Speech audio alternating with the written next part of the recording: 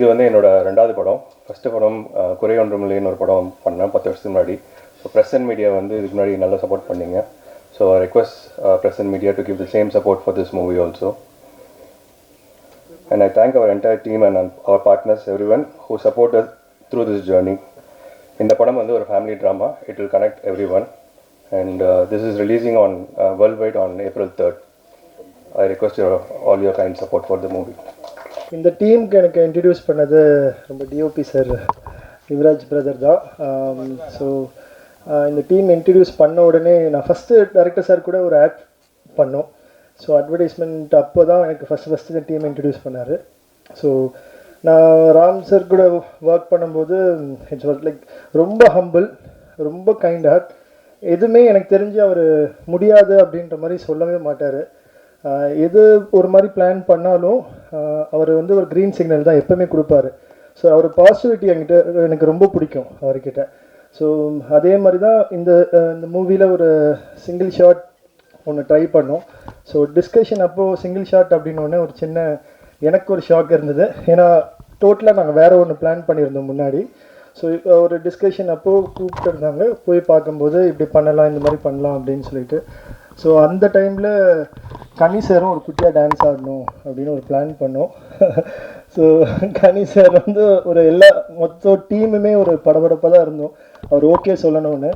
But sir வந்து ரொம்ப compose பண்ணிடலாமா சார், அது பண்ணிடலாம், அதெல்லாம் ஓகே தான் அப்படின்ட்டு. ஏன்னா சாரோட இது நிறையா நான் பார்த்துட்டு சொன்னேன், சார் அந்த தப்புலாம் வச்சு ஆடி இருந்தீங்க நிறையா மூவியில், சார் கொஞ்சம் பண்ண முடியும், பண்ணி கொடுக்க முடியுமானாலும் சார் எதுவுமே சொல்லலை. கண்டிப்பாக பண்ணிடலாமா சார்னு சூப்பராக பண்ணி கொடுத்தாரு. அண்ட் குட்டி கலக்கிட்ட, நீனுமே சூப்பராக பண்ணுறடா, ஓகே. அண்ட் மேம் அவங்களுமே எக்ஸ்ப்ரெஷன் வேறு லெவல். அண்ட் யுவராஜ் சார் சொன்ன மாதிரி தான் ப்ரொடியூசர் வந்து வேறு லெவல். அவர் வந்து எனக்கு எப்படி சொல்கிறதுனா ரொம்ப இந்த டீமே வந்து ரொம்ப ஃப்ரெண்ட்லியான டீம். எனக்கு ரொம்ப பாசிட்டிவிட்டி கிடைக்கும் இந்த டீம் கிட்ட. அண்ட் தேங்க்ஸ் டு யூனிவர்ஸ் இந்த டீமோட கனெக்ட் பண்ணுறதுக்கு. அண்ட் ஆர்ட் டிபார்ட்மெண்ட் அவருமே நான் எதிர்பார்க்கல, நிறைய விஷயம் அவ்வளோ சூப்பராக இந்த ஃப்ரேமில் பார்க்கும்போது தெரியுது. அஸ் அ காமன் பர்சனாக நான் பார்க்கும்போது என்னால் கனெக்ட் பண்ண முடியுது நிறையா டீசர் அண்ட் அந்த லைன்ஸ் எழுதுனது, அது வே ஆஃப் எப்படி எடுத்துருக்கீங்கன்றது. அண்ட் யுவராஜ் ப்ரோ செம்மையாக இருக்குது ஃப்ரேம்லாம் பார்க்கும்போது. எனக்கு சீரியஸாக சொல்லணும், ஐ டென்ட் எக்ஸ்பெக்ட் திஸ். செம்மையாக இருக்குது, சூப்பராக இருக்குது, எனக்கு ரொம்ப பிடிச்சிருக்கு. And creative producer Charan sir அவருமே சரி, அதான் நான் சொல்கிறேன் இல்லை, இவங்க எல்லாருமே பார்த்தீங்கன்னா ரொம்ப காமன் கம்போஸ். எனக்கு ரொம்ப ஒர்க் பண்ண பிடிச்ச team. And thank you so much for the opportunity. Thank you sir, thanks sir. First என்னோடய முதல் நன்றி வந்து ஸ்ரீசராமன் அன்னைக்கு தான். ஏன்னா இந்த டீமுக்கு என்னை இன்ட்ரடியூஸ் பண்ணது வந்து அவர் தான் இன்ட்ரடியூஸ் பண்ணார். ரொம்ப நன்றி என்ன, உங்கள் நம்பிக்கையை காப்பாற்றிருப்பேன்னு நினைக்கிறேன். ரெண்டாவது வாய்ப்பளித்த இயக்குனர் கார்த்திக் பிரதர், அதுக்கப்புறம் ப்ரொடியூசர் அருண் அண்ணன், 2 பேருக்கும் ரொம்ப நன்றி. அப்புறம் இந்த படத்தில் வந்து ஒரு செட் ஒன்று போட்டிருக்கோம், அதாவது ஹீரோவோட வீடு. அது பார்த்துட்டு என்னை ஃபஸ்ட் டைம் வந்து சமுத்திரகனி சார் கூப்பிட்டு பாராட்டினது எனக்கு ரொம்ப சந்தோஷமாக இருந்தது. ரொம்ப நன்றி சார். அதுக்கப்புறம் கூட இருக்கிற மற்ற ஆர்டிஸ்ட் அவங்க எல்லாருக்குமே நன்றி. அதுக்கப்புறம் என் கூட வேலை பார்த்த என்னோடய அசிஸ்டன்ஸ் முரளி, அர்ச்சனா, ரகு, அப்புறம் என் கூட வேலை பார்த்த என்னோடய டீமில் இருந்த எல்லாருக்கும் ரொம்ப நன்றி. நான் வந்து கேரளாவிலேருந்து வந்திருக்கேன். ஸோ எனக்கு ஃபஸ்ட்டு இந்த ப்ராஜெக்ட் கொடுத்த director sir and producer sir எல்லாருக்குமே ரொம்ப தேங்க்ஸ். இது என்னோடய ஃபஸ்ட்டு ப்ராஜெக்ட். நான் ரொம்ப நல்லா பண்ணியிருக்கேன்னு நினைக்கிறேன்.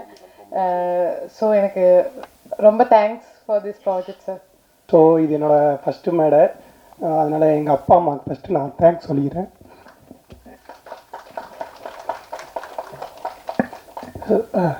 ஸோ என்னோட குருஜி ஜெகன் அண்ணாவுக்கு தேங்க்ஸ் சொல்கிறேன். அப்புறம் டைரக்டர் கார்த்திக் அவருக்கும் நான் தேங்க்ஸ் பண்ணிக்கிறேன். ஸோ ராம்சக்ரி, இந்த படம் ரொம்ப நல்லா வந்திருக்கு. ஒவ்வொரு ஃப்ரேமும் ஆக்சுவலாக நாங்கள் 3 பேருமே பயங்கரமாக டிஸ்கஸ் பண்ணி இது இருந்தால் தான் நல்லாயிருக்கும் அப்படின்னு ஒவ்வொரு ஃப்ரேமாக நாங்கள் வச்சுருக்கோம். ஸோ கண்டிப்பாக இது பெஸ்ட்டாக வந்திருக்கு. எல்லோரும் பார்த்து April 3 எல்லாருமே பார்த்து என்ஜாய் பண்ணுங்கள். தேங்க்யூ. இந்த படம் ரொம்ப சூப்பராக வந்திருக்கு. எல்லோரும் போய் தேட்டரில் பாருங்கள். எங்கள் அப்பாவுக்கு சமுத்திரகனி சாரை ரொம்ப பிடிக்கும். சின்ன வயசுலேருந்து வெறித்தனமான ஃபேனு. இப்போ அவர் கூட நான் படமே நடிச்சிட்டேன். என்னோட எங்கள் அப்பாவுக்கு இது ரொம்ப சந்தோஷம். டைரக்டர் சாருக்கு வணக்கம். ராம் ஜக்கரி சாருக்கு நான் கண்டிப்பாக வணக்கம் சொல்லி நன்றி பண்ணிக்கிறோம். சமுத்திரகனி சார் எனக்கு கூட ஜாலியாகவே பழகினார். ஷூட்டிங் ஸ்பாட்டில் வாடா மகனேந்தே சொல்லுவார். எனக்கு அம்மாவும் நடித்தவங்களும் சூப்பராக நடித்தாங்க. வணக்கம், தேங்க்யூ. இந்த படம் வந்து ஒரு ஹோல்சம் எக்ஸ்பீரியன்ஸாக இருந்துச்சு. சவுண்ட் பண்ணவும், ஆர்டிஸ்ட் எல்லாரோட பெர்ஃபார்மன்ஸ் பார்க்க, அவங்க நடித்தது, ஓவரால் எல்லாரோட இதுவுமே அவ்வளோ சூப்பராக இருந்துச்சு. அண்டு டெக்னீஷியன்ஸ், மியூசிக் பண்ணவர், எடிட் பண்ணவங்க, டைரக்டர் வந்து சவுண்டுக்கு ஒர்க் பண்ண அவ்வளோ ஸ்பேஸ் கொடுத்தாரு. ஸோ மியூசிக் டைரக்டரும் ஸோ இது சவுண்டாக போகலாம், இது வந்து எஃபெக்ட்ஸாக போகலாம், அந்த ஒரு ஸ்பேஸ் இருந்துச்சு. அண்ட் இந்த ப்ராஜெக்டில் என்ன எனக்கு ரெக்கமெண்ட் பண்ண இந்த ஸ்ரீசரவணன் ப்ரோ, அவருக்கு தான் நான் தேங்க் பண்ணோம். Thank you so much. And director Ram Zachary அவருக்கும் நன்றி. அண்ட் லக்ஷ்மி பிரியாவும் கூட ஐ திங்க் செகண்ட் ஃபிலிம் நான் எடிட் ஓ பட்டர்ஃப்ளை அவங்களோட லாஸ்ட் 2 வீக்ஸ் பேக் ரிலீஸ் ஆச்சு. எல்லோரும் 2 நிமிஷம் பேசியிருக்காங்கன்னும் போது நானும் 2 நிமிஷம் பேசணுமான்னு தெரில. இல்லை ஃபில் பண்ண இந்த டைமிங்க்கு நீ டைம் எடுத்துக்க, எல்லாருக்கும் கொஞ்சம் டைம் பேசினாலும் நீ நிறைய பேசணும்னு சொல்லியிருக்கலாம். எதுவுமே சொல்லலை. கணி சார் அவர்களுக்கும் இயக்குனர் வந்து இப்போ 2 பேராக ஒருத்தரான்னு எல்லாருக்கும் டவுட்டு. சிலர் வராங்க கார்த்திக் சார்ன்றாங்க, சிலர் ராம் சார்ன்றாங்க. எனக்கு இப்போ டவுட்டு யார் டைரக்டர். அப்போது நான் நடிக்கும் போது அவர் பேர் கார்த்திக், இப்போ அவர் பேர் ராம் அப்படின்னு பேரை மாற்றி வச்சுருக்காரு. ராம் சாருக்கு நன்றி, தயாரிப்பாளர் அருள் சாருக்கு நன்றி, மற்றும் இந்த திரைப்படத்தில் நடித்த அனைவருக்கும் மனமார்ந்த நன்றியும். இங்கே வந்திருக்க உங்களுக்கு நன்றி. இதில் வந்து மிக முக்கியமானது என்னென்னா, எனக்கு அடிபட்டுச்சு ஷூட்டிங்கில், பேண்டேஜ் போட்டாங்க, ஜூஸ் கொடுத்தாங்கன்னு சொன்னால் நம்ம கேட்குற நமக்கு சந்தோஷமாக இருக்கும். ஏன்னா இந்த படம் கூப்பிட்ருக்கிற நீங்கள் எல்லாமே பார்த்து இதுக்காக நீங்கள் பாராட்டுறதுக்காகவும் இல்லை அதை பார்த்து சொல்கிறதுக்காக வந்திருக்கீங்க. பட் வெளியே இருக்கிற ஆடியன்ஸுக்கு இந்த ஷூட்டிங் ஸ்பாட்டில் நடந்ததை பற்றி பெருசாக அவங்களுக்கு தேவையில்லை. இந்த படம் ஏன் பார்க்கணும், இந்த படத்தில் என்ன இருக்குது, அதுதான் அவங்களுக்கு வேண்டியது. அப்படி பார்க்க போனீங்கன்னா லேடிஸ் இருந்தால் தயவுசெய்து தப்பாக நினச்சிக்காதீங்க. ஒரு பொம்பளை மனசு தான் ஒரு பொம்பளைக்கு தெரியும்னு சொல்லி ரொம்ப டைலாக் பேசியிருப்பீங்க. இந்த படம் ஒரு ஆம்பளை மனசு தான் இன்னொரு ஆம்பளைக்கு தெரியும்னு எடுத்திருக்கார் படத்தை. இந்த லேடிஸ் வந்து உண்மையிலேயே ஒரு தாய் பிரசவ வலி என்பது அவர்களால் மட்டும்தான் உணர முடியும், வேறு யாராலையும் உணர முடியாது. அது மரண வலி. அந்த மாதிரி வலி இது வரைக்கும் உலகத்திலேயே அந்த மாதிரி ஒரு வலி அனுபவிக்க முடியாது அப்படின்னு சொல்லுவாங்க இல்லையா. அந்த படத்தில் அதையே கொஞ்சம் மாற்றி காமிச்சிருக்காங்க. அது மாற்று கருத்தெல்லாம் இல்லை. அந்த வலி யாராலையும் தாங்க முடியாத வலி, அது மறு ஜென்மம் எடுப்பதற்கு சமம். ஒரு ஆண் தன்னுடைய குழந்தை அப்பா கிட்ட வந்து கேட்குது ஒரு பொருளை, வாங்கி தர முடியாமல் சாகிறான் இல்லையா, அந்த வலி அதைவிட மிகப்பெரிய வழியாக ஒவ்வொரு அப்பாவும் ஒவ்வொரு நாளும் பல முறை செத்துக்கிட்டு இருக்காங்கன்றதுதான் உண்மை. அந்த மகனுக்கு மட்டும் இல்லை, இப்போது அந்த படத்து மூலிமா பார்க்கும்போது தான் தெரியுது, அந்த வழி குழந்தை கேட்கும் போது வாங்கி தர முடியலன்னு மட்டும் இல்லை, மனைவி கேட்டு கூட வாங்கி தர முடியலன்ற ஒரு மிகப்பெரிய வழி ஒவ்வொரு ஆணுக்கும் இருக்கிறது என்பது இந்த படத்தில் ரொம்ப தெளிவாக சொல்லியிருப்பாங்க. பெண்கள் எப்பவுமே ஒரு விஷயத்தில் கணவனை விட்டு தர மாட்டாங்க. வீட்டில் திட்டுவாங்க, அது எல்லாம் நடக்கும். ஆனால் வெளியே விட்டு கொடுக்காம ஒரு மனைவி எல்லா இடத்துலையும் கௌரவமாக பார்த்துப்பாங்க. குழந்தைகிட்ட கூட அப்பாவை பற்றி தப்பாக பேசினா கோபம் வரும். ஆனால் அதில் எங்களுக்கு வில்லங்கமே என்னென்னா, காப்பாற்றி விடுறேன்ட்டு அங்கே நல்ல பேர் வாங்கிட்டு அந்த நல்ல பேருக்காக நாங்கள் அவஸ்தைப்படுறது இருக்க, அதை பற்றி ரொம்ப தெளிவாக படத்தில் சொல்லியிருக்காங்க. இது ஏன்னா, பெண்கள் எங்களை ரொம்ப காப்பாற்றி விட வேண்டாம், காப்பாற்றுன்ற பேரில் எவ்வளோ சிக்கலில் மாட்டி விடுறீங்க இந்த படத்தில் வந்து பார்த்தீங்கன்னா தெரியும். அந்த மாதிரி பல விஷயங்கள் இந்த படத்தில் இருக்குது. இன்னொன்று, ஆண்கள் அழுவாதீங்க, ஆண்கள் அழக்கூடாது அப்படின்வாங்க. ஆண்கள் வந்து அழவே கூடாது, வீரமானவங்க அப்படின்னு சொல்லியிருப்பாங்க. அப்படி சொல்லி நம்ம வந்து எந்த அழுகையும் வெளியே காட்டாமல் ஒரு நாள் ரொம்ப மனசொடிஞ்சு எல்லா இடத்துலையும் அதோடைய வெளிப்பாடு வேறு மாதிரி இருக்கும். அந்த சீனை ரொம்ப தத்ரூபமாக, கண்ணிலேருந்து தண்ணியும் வராது, கண் கலங்கி கணேசர் நிறைய சீனில் இருக்கு. நான் பார்த்த வரைக்கும் இது ஒவ்வொரு தகப்பனும் ஒவ்வொரு ஆணினுடைய வழியாக தான் அதை பார்த்தனே தவிர அவ்வளோ அருமையாக பண்ணியிருந்தார் அந்த சீனை. அதே மாதிரி இதில் நடித்தவங்க யாருமே நடிக்கலை, இயல்பாக வாழ்ந்துருக்காங்க. அவங்கள புகழ்ந்து பேசுகிற அளவுக்கு நான் நடிகன் கிடையாது. அதே நேரத்தில் இந்த படம் பார்க்கும்போது எனக்கு தோணுதுன்னா, எல்லாமே வாழ்ந்துருக்காங்க. இந்த படம் பார்க்க வரவங்க கனெக்ட் ஆகிடுவாங்க ஒவ்வொருத்தருமே. இது என் வாழ்க்கையில் நடந்தது, இப்படி தான் என் வாழ்க்கையில் நடந்துக்கிட்டு இருக்கு, இப்படி தான் ஒவ்வொருத்தரும் வாழ்ந்துகிட்டு இருக்கோன்றதை காட்டக்கூடிய ஒரு அருமையான படம் இந்த படம். இன்னொரு சின்ன விஷயம், அதாவது தமிழக அரசுக்கு உடனே அரசியல் அப்படின்னு நினச்சிடாதீங்க, கான்ட்ரவர்சி எதுவும் இருக்காதுங்க. என்னென்னா பல திரைப்படங்கள் ரிலீஸ் ஆக மாட்டேங்குது, தேட்டர் கிடைக்கல, ஒரு பிரச்சனை இருக்குது. இதை நம்ம பேசி சரி பண்ண முடியாது. ஒரே வழி, கவர்மெண்ட்டு தமிழ்நாடு ஃபுல்லாக எல்லா மாவட்டங்களிலும் திரையரங்கத்தை கட்டணும். அரசே கட்டி குறைந்த டிக்கெட்டில் பார்க்க வச்சு, பார்க்கிங் சார்ஜ் இல்லாமல் சாப்பிட்ற உள்ளே விற்கிற ஸ்நாக்ஸு குறைந்த விலையிலையோ அல்லது நியாயமான விலையிலையோ விற்றா பல இயக்குநர்கள் வாழ்க்கை காப்பாற்றப்படும். அதே மாதிரி நீங்கள் நினைக்கிற மாதிரி மற்ற துறையில் ஒரு போக்குவரத்து துறைனா ஒரு யூனியன், அந்த ஒரு யூனியன் தான் நடத்தும் அல்லது நிறுத்தும், ஏதோ ஒன்று பண்ணோம். சினிமாவில் ஒரு சீன் எடுக்கிறதுக்கு நாங்கள் 24 கிராஃப்ட்டு ஒன்றா சேரணும். இந்த 24 யூனியனும் வாழ்ந்துட்டுருக்கு.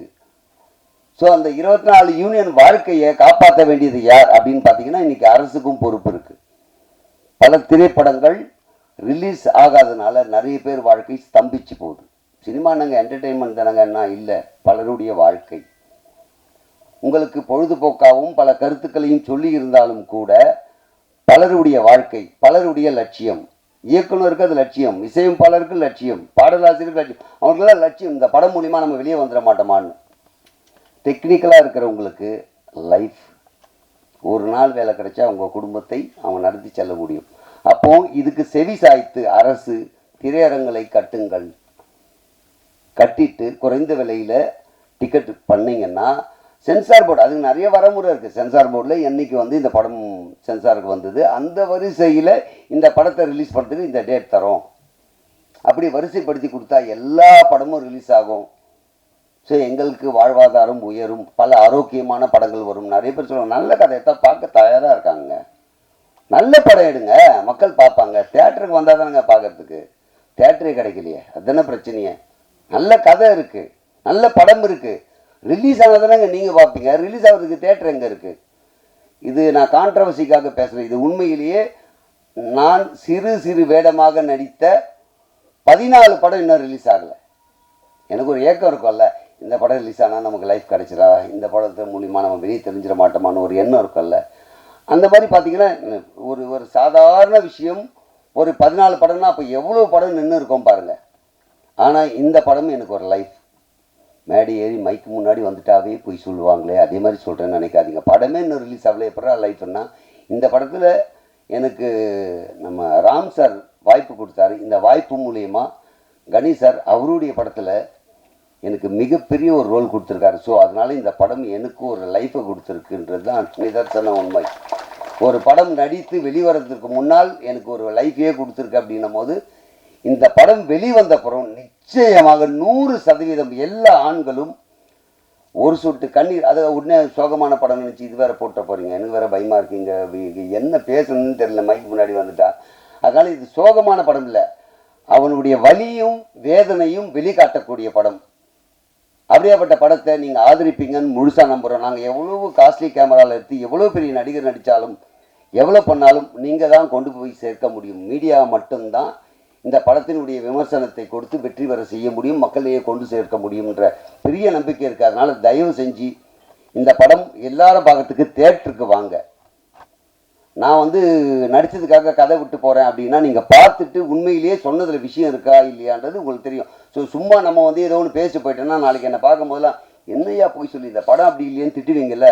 அப்போ நான் படம் நல்லா இருக்குன்னு கேரண்டியாக சொல்கிறேன்னா நீங்கள் பார்த்தீங்கன்னா 100% இந்த படத்துக்கு நீங்கள் கேரண்டியாக வரலாம், ஃபேமிலியோடு வரலாம். பெண்களை நான் இப்போ சொன்னதுக்காக பெண்களுக்கான படமாக இல்லையான்னா, ஒரு பெண் எதற்காக ஆணை வற்புறுத்துகிறாங்க, அவனுடைய தன்மானத்தை எப்படியெல்லாம் காப்பாற்றணும்னு நினைக்கிறாங்க, எவ்வளோ வலி இருக்குது, வேதனை இருக்குது, இந்த சமூகத்தில் புருஷனை எவ்வளோ உயர்த்தி காட்டணுன்றதுக்காக பண்ணுறாங்கன்ற விஷயத்தையும் சொல்லியிருக்காங்க. அதுக்காக இது ஆணாதிக்க திரைப்படம் அல்லது ஆணை உயர்த்துகின்ற படம்லாம் கிடையாது, ஒரு குடும்ப சூழ்நிலையில் இருக்கின்ற விஷயம். இந்த படத்தில் நிறைய கதைகளை பற்றி அவர் சொல்லுவார். ஏன்னா ஃபாரின் போய் ஒருத்தர் என்ன கஷ்டப்படுறாங்க, அதான் சொல்றேன். ஒரு படத்தில் ஆணை பற்றியும் பெண்ணை பற்றியும் ஒரு குழந்தைக்கு தேவையானதை பற்றியும் அந்நிய நாட்டில் போயிட்டு கஷ்டப்பட்டு வர்றது எல்லாமே இந்த படத்தில் காமிச்சிருப்பாங்க. அதனால் இந்த படம் திரையரங்கத்திற்கு வந்தால் மிகப்பெரிய மாற்றம் கிடைக்கும். அது லைஃபே சேஞ்ச் ஆகும்னு நினைக்கிறேன். எல்லார் குடும்பத்திலையும் இனிமேல் இப்படி தான் இருக்கணும், இப்படி இருக்கலாம், இது சரி இது தப்புன்ற பல விஷயம் புகுத்தி கொடுத்துருக்கிற படம். உண்மையிலேயே அனைவரும் வந்து வெற்றி பெற செய்வீர்கள் என்ற முழு நம்பிக்கையோடு விடைபெறுகிறேன். நன்றி, வணக்கம். இந்த படத்தில் கனி சார் அண்டு ஜிவிஎம் சாரோட காம்பினேஷன் தான். ஏன்னா ஸ்பாட்டில் வந்து அதோட காம்போ வந்து பயங்கரமாக ஒர்க் ஆயிருந்தது. அதை பற்றி சொல்லணும்னு நினச்சேன், அது மறந்துட்டேன். அது டெய்லியுமே அந்த சீன்ஸ் அங்கே பார்க்கும்போதே அது அவ்வளோ லைவாகவும் அண்ட் அவ்வளோ அழகாகவும் இருந்தது. ஸோ ஜிவிஎம் சார் இங்கே இல்லை, அதனால் அவரை பற்றின ஒரு சில வார்த்தைகளுக்காக அதை ஞாபகப்படுத்துறதுக்காக நான் இதை சொல்கிறேன். அண்டு இந்த படத்தோட கோ டைரக்டர் மரா பற்றியும் சொல்லணும். ஏன்னா மரா வந்து அவ்வளோ உழைச்சிருக்காப்புல. மரா இங்கே இருக்காப்லையா? ஸோ மரா உங்களுக்கு யாரும் தெரியாதனால இன்ட்ரோ கொடுக்குறேன். Thank you so much. ரொம்ப ரொம்ப மிக நன்றி ராம் சக்ரி சாருக்கு. என்ன செலக்ட் பண்ணி இந்த ரோல் கொடுத்தாங்க. இது ரொம்ப நேச்சுரலான ஒரு very homely and homey role. அதுக்கு நான் வந்துட்டு ரொம்ப ரொம்ப thanks. Plus hats off to you sir for giving me this opportunity. And அவ்வளோ ஸ்கில்ஃபுல்லான ஒரு டைரக்டர். தேங்க்யூ. ஸோ எனக்கு என்னோட திறமையை பார்த்து என்னோட ஸ்கில் செட்டுக்காக என்னோட டைரெக்டாக கம்யூனிகேட் பண்ணி ஸ்கிரிப்ட்லேருந்து எல்லாமே ஸ்டெப் பை ஸ்டெப் அந்த வேலை எல்லாமே அசிஸ்டன்ட் டைரக்டர் கொடுக்கலாம். ஆனால் கொடுக்காம டைரெக்டாக பர்சனலாக இன்வால்வ் ஆகி என்னை கைட் பண்ணி இந்த ரோலுக்கு கொண்டு வந்திருக்காங்க. ரொம்ப ரொம்ப தேங்க்ஸ் உங்களுக்கு சார். தென் ப்ரொடியூசர் சார், உங்களுக்கு ரொம்ப தேங்க்ஸ். ரொம்ப ஸ்மூத்தாக எல்லாமே அந்த ஷூட்டிங் செட்ஸில் எல்லாமே ரொம்ப ஸ்மூத்தாக ஒரு இந்த ப்ராஜெக்ட் போயிருக்கு. ரொம்ப ரொம்ப தேங்க்ஸுங்க. So my father figure and king மாதிரி எனக்கு ஃபிகர் வந்துட்டு சமுத்திரகனி சார். ரொம்ப ரொம்ப தேங்க்ஸுங்க அவங்களுக்கும் தேங்க்ஸ் சொல்கிறேன். முதல்ல வந்துட்டு ரொம்ப சீரியஸாக இருந்துட்டு இருப்பார். ஸோ எனக்கு கொஞ்சம் நர்வஸாக இருக்கும். ஆனால் ஓவர் த இயர்ஸ் நாங்கள் இவ்வளோ பழகினது, எங்களோட பாண்டிங் இதெல்லாமே ரொம்ப இதுவாக இருக்கும். அக்செப்ட் பண்ணி என்ன இதுக்குள்ளே கொண்டு வந்திருக்காங்க. ஸோ இதுக்கு வந்துட்டு ஃபஸ்ட்டு டைரக்டர் சார் வந்துட்டு ஸ்கிரிப்ட் அதெல்லாமே என்ன கைட் பண்ணுவாங்க. அதுக்கப்புறம் சமுத்திரகனி சார் என்னோட உட்காந்துட்டு எல்லாமே ஸ்டெப் பை ஸ்டெப் எப்படின்ட்டு வெரி ஸ்மூத்தாக இந்த கொண்டு போயிருக்காங்க. ரொம்ப ரொம்ப தேங்க்ஸுங்க. Then next thanks is to the Gautham sir.